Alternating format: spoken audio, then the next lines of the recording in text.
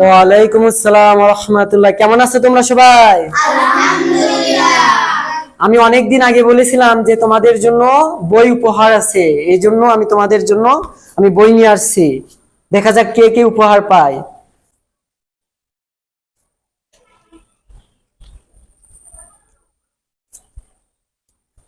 উস্তাদজি, ওদেরকে তো দিলেন, আমাদেরকে দিলেন না।